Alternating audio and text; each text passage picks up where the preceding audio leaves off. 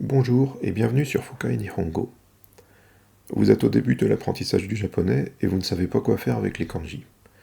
Vous vous demandez si vous devez les apprendre ou non. D'ailleurs, qu'est-ce qu'on entend par les apprendre? Est-ce qu'on apprend à les reconnaître et à en connaître le sens?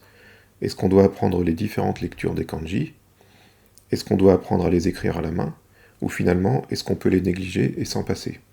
Dans cette vidéo, on va répondre à toutes ces questions. Quand on commence à apprendre le japonais, on découvre rapidement qu'il y a plusieurs écritures qui se mélangent, dont les trois principales sont les hiragana, les katakana et les kanji. Apprendre les kana, c'est-à-dire les hiragana et les katakana, c'est tout à fait faisable avec un peu d'effort. Il y en a 46 de chaque et quelques semaines suffisent à les apprendre. Mais pour les kanji, c'est une autre histoire. Il en existe plusieurs milliers et même plusieurs dizaines de milliers, mais pour être capable de lire un journal ou un livre japonais, il faut en maîtriser environ 2000. La difficulté principale vient du fait qu'un kanji peut en général se lire de plusieurs façons différentes. Prenons un exemple, c'est le kanji de l'eau qu'on voit généralement assez tôt dans son apprentissage. Quand il est seul, ce kanji est un mot qui se lit mezu et signifie de l'eau. Quand il est écrit dans ce mot-là, le kanji en question se lit sui et le mot formé se lit suie et ça signifie natation. Un autre mot connu qu'on voit dès le niveau débutant, c'est suiyobi, qui signifie mercredi. Ok, alors on se dit que finalement c'est pas si compliqué.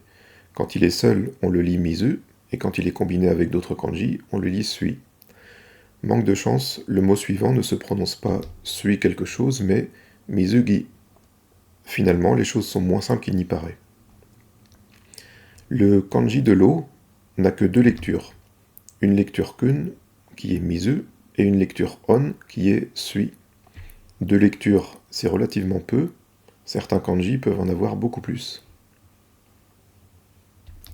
Prenons un autre exemple qu'on voit à un niveau débutant, le kanji dont les significations sont la vie, la naissance, authentique ou crue. C'est un kanji qu'on croise dans des mots très courants comme kakusei ou sensei. Eh bien, ce kanji n'a pas moins de 10 lectures différentes, et je vous les résume dans un tableau dans lequel j'ai mis un exemple de mots pour chacune des 10 lectures. On constate que même pour des kanji qu'on voit à un niveau débutant, il peut y avoir énormément de lectures différentes. Quand on regarde la fiche d'un kanji dans un dictionnaire de japonais comme Jisho, on a quelque chose comme ça. Sur cet exemple, on voit le kanji et le nombre de traits, ici 11. On voit les significations du kanji, le radical et ses parties, les différentes lectures kun et on du kanji, l'ordre des traits pour tracer le kanji. Ici, on trouve quelques autres informations comme le niveau JLPT, ici N4, et l'année à laquelle les élèves japonais voient ce kanji. On va maintenant répondre aux questions qui sont à l'origine de cette vidéo. Doit-on négliger les kanji et faire sans? La réponse est clairement non, car à part des textes destinés aux jeunes enfants japonais, vous aurez des kanji partout, et il faut s'y habituer dès le début de son apprentissage. Il ne faut pas les fuir ni en avoir peur. D'ailleurs, privilégiez les manuels ou les applications qui utilisent les kanji dès le début. Fuyez les manuels où tout est écrit en hiragana, ou même pire, en romaji, c'est-à-dire avec notre alphabet. Les kanji doivent être là le plus tôt possible, quitte à devoir s'appuyer sur les furigana. Ce sont ces hiragana qu'on trouve au-dessus des kanji pour savoir comment les lire. Doit-on apprendre à reconnaître un kanji et à en connaître les différentes significations? Oui, car ça peut se révéler utile pour avoir une idée du sens d'un mot qu'on rencontre et qu'on ne connaît pas. Voyons ça sur un exemple. Imaginons qu'on connaisse le kanji de l'eau et qu'on connaisse aussi le kanji du chemin. Ensuite, imaginons qu'on croise ce mot inconnu. Même sans en connaître le sens exact, on peut deviner que ça a un rapport avec un chemin et de l'eau, par exemple le chemin tracé par l'eau, ou bien de l'eau qui circule à travers un chemin. Et effectivement, ce mot, qui se prononce suido, signifie l'approvisionnement en eau ou le réseau de distribution de l'eau courante. Doit-on apprendre les lectures des kanji? Non, c'est inutile car il peut y en avoir beaucoup, comme on l'a vu tout à l'heure. De plus, certaines lectures sont rarement utilisées, donc on apprendra à lire les kanji directement en apprenant du vocabulaire.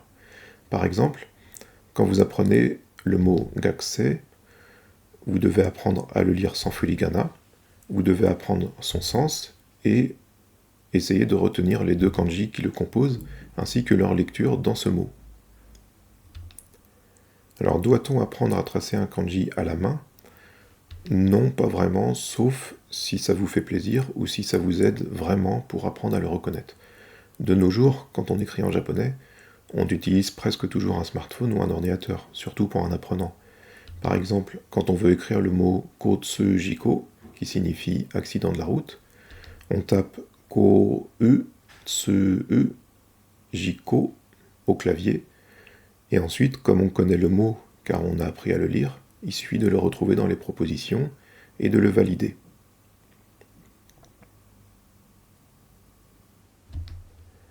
En conclusion, apprenez les significations des kanji sans en apprendre les lectures, n'apprenez pas à les tracer, sauf si ça vous plaît ou si vous retenez mieux comme ça, et surtout apprenez du vocabulaire, et ça vous fera en même temps retenir les lectures des kanji, et plus vous connaîtrez de mots, et plus vous arriverez à deviner comment lire un nouveau mot que vous rencontrez pour la première fois. Voilà, c'est tout pour aujourd'hui. N'hésitez pas à aller voir ma première vidéo, où je détaille beaucoup de choses sur l'apprentissage du japonais, je présente pas mal de sites web pour vous entraîner à la lecture, j'y parle aussi bien évidemment des kanji, et notamment des lectures Kune-on. J'espère que cette vidéo vous aura plu et vous sera utile. On se quitte devant le mont Fuji, et je vous dis à bientôt pour une nouvelle vidéo. Salut!